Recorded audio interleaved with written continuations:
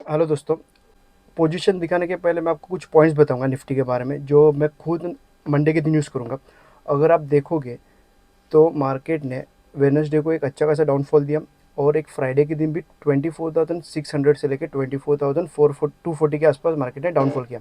मतलब ऑलमोस्ट 350 से लेकर 360 पॉइंट्स के आसपास का मार्केट ने एक डाउन ट्रेंड दिया। ओके, सो मार्केट अभी एक डाउनफॉल जाने का और एक चांसेस है। सिर्फ मार्केट ओपन कहाँ पे होता है उस पर डिपेंड करेगा। फॉर एग्जांपल, अगर मार्केट एक फ्लैट ओपन होने के बाद मार्केट अगर समझो ये लेवल के नीचे अगर एक रेड कैंडल क्लोज करता है, फिर वो 5 मिनट का रहने दो या 15 मिनट्स का रहने दो। अगर समझो 5 या 15 मिनट का कैंडल क्लोज करता है और उसके बाद उसका लो ब्रेक होता रहेगा तो मार्केट नीचे जाएगा।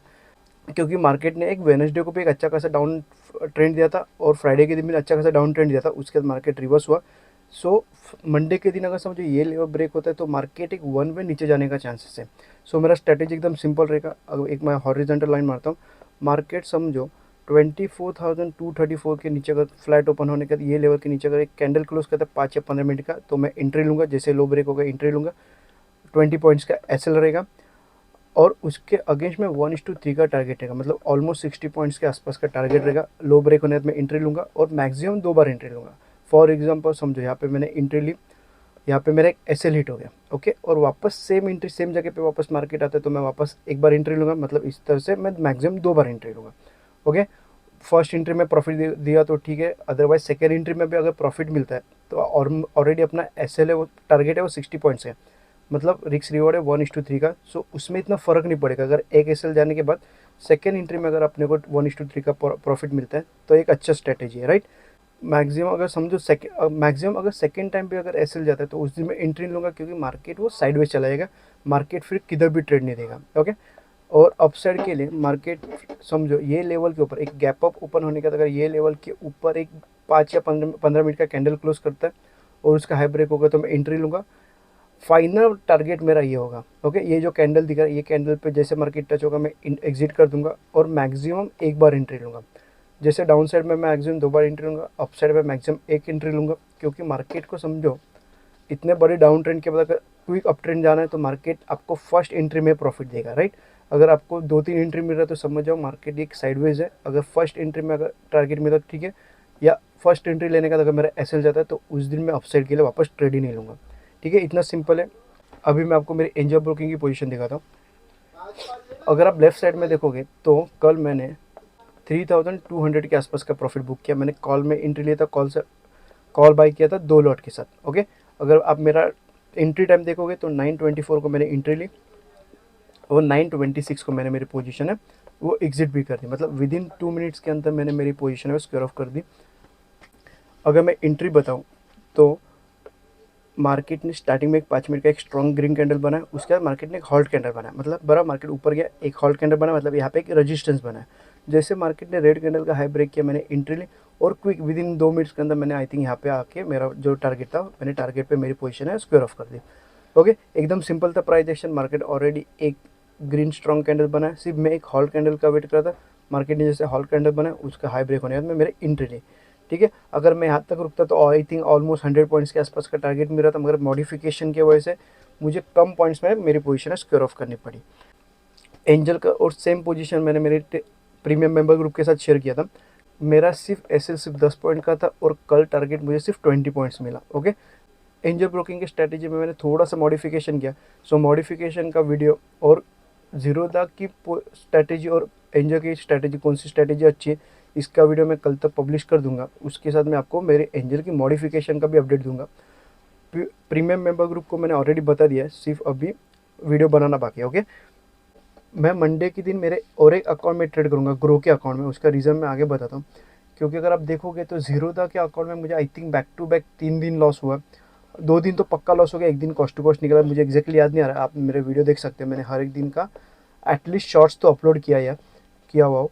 सो मैं एंट्री क्यों लूँगा उसे एक सिंपल रीज़न पता था। क्योंकि ये जो जीरोदा का सेटअप है वो आपको कंटिन्यू लॉसेस नहीं देगा, ये आपको एक बीच में अच्छा खासा प्रॉफिट देगा। क्योंकि अभी ऑलरेडी मुझे 3 दिन प्रॉफिट नहीं हुआ, सो चौथे दिन मुझे प्रॉफिट होने का चांसेस ज़्यादा है। अगर फोर्थ डे में अगर टारगेट कंप्लीट नहीं हुआ तो फिफ्थ डे में तो टारगेट कंप्लीट होने का चांस बहुत अच्छा खासा हो जाएगा।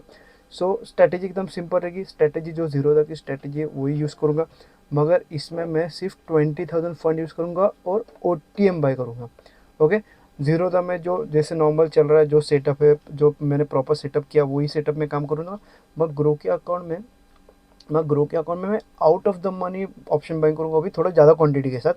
और उसमें फॉर एग्जांपल समझो मैं 20,000 डिपॉजिट कर रहा हूँ, तो पहले दिन मैं सिर्फ 10,000 फंड के साथ यूज़ करूँगा, क्योंकि फॉर एग्जांपल अगर समझो मुझे चौथे दिन भी लॉस हो गया, तो फिफ्थ डे वापस ट्रेड करने के लिए मेरे अकाउंट में फ़ंड होना ज़रूरी है। सो इसके लिए मैं फर्स्ट डे पे मैं 10,000 के साथ ट्रेड करूँगा, जिसमें मैं OTM बाय करूँगा 40 से लेके 60 की प्रीमियम के आसपास का।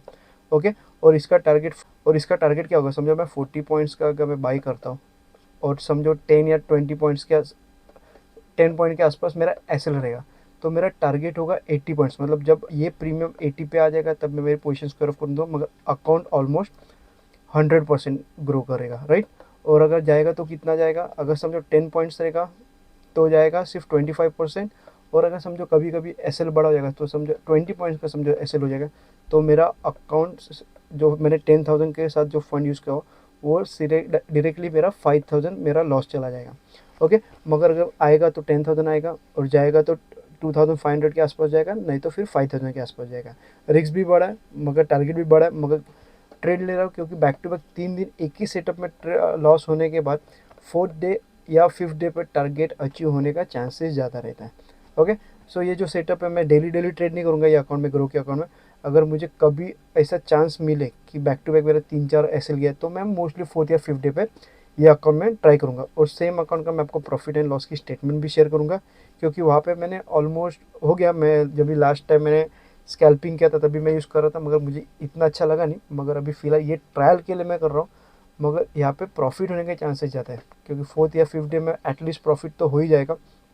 एक दिन भी हो जाएगा तो भी मुझे एक अच्छा खासा प्रॉफिट जनरेट हो जाएगा। ओके, सो ये पोजीशन आपको चाहिए तो बता, तो मैं टेलीग्राम चैनल पे पोस्ट कर दूंगा, और आप चाहिए तो मेरे टेलीग्राम चैनल फॉलो भी कर सकते हो। ओके, डिस्क्रिप्शन में लिंक है, और आपको आगे जाके QR कोड भी मिल जाएगा। सो अभी मैं आपको मेरी जीरोधा की पोजीशन दिखाता हूँ। जीरोधा में अगर आप लेफ्ट साइड में देखोगे तो कल मुझे टोटल 2,600 के आसपास का लॉस हो गया। ओके, और अगर आप देखोगे तो उसमें मैंने कल ITC में कॉल सेल किया था, पुट सेल किया था बराबर, क्योंकि उसे एक रीज़न पता था। क्योंकि अगर आप देखोगे 15 मिनट के टाइम फ्रेम पे, सो मार्केट ने 15 मिनट्स का कैंडल बहुत बड़ा बनाया था, राइट।